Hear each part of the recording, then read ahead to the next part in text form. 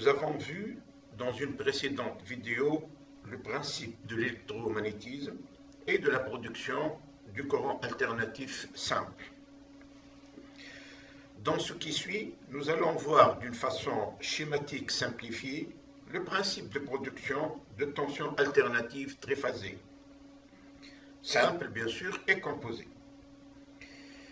Bien sûr, quand on dit triphasé, cela veut dire 3, c'est-à-dire le système que nous avons vu dans la précédente vidéo, il va être multiplié par 3 en termes de bobine, mais avec un seul générateur de flux magnétique.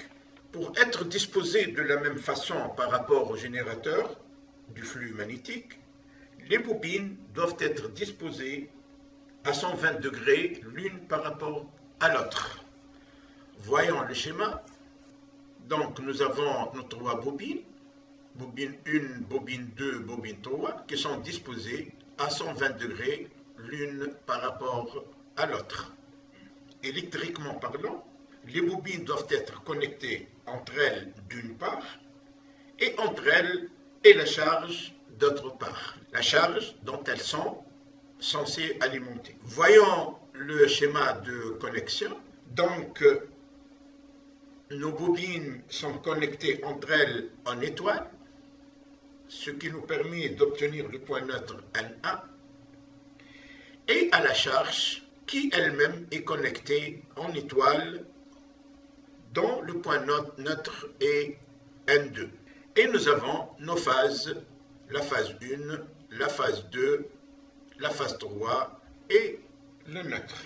À ce stade, le système est à l'état initial. Pas de tension, pas de courant. Tout simplement parce que les bobines sont hors de tout champ magnétique.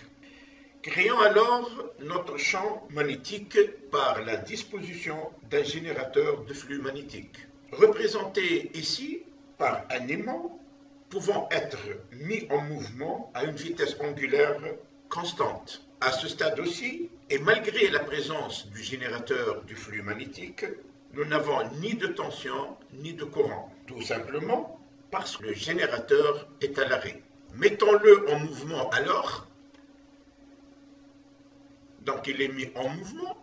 Nous observons l'apparition des tensions simples, c'est-à-dire les tensions entre le neutre et les phases, le V1, le V2 et le V3, avec la forme générale de chaque tension qui est égale à V à l'instant T bien sûr, qui est égal à V maximum de cette tension fois sinus oméga T plus phi, et le phi étant l'angle de déphasage des tensions l'une par rapport à l'autre. Mais aussi, il y a la création, ou plutôt il y a l'apparition des tensions composées. Ces tensions sont entre les phases du système. Donc nous avons nos tensions composées qui sont, comme j'ai dit, entre les phases du système, dont la forme générale est UIJ qui est égal à UJ max sinus oméga T plus l'angle de déphasage entre les tensions.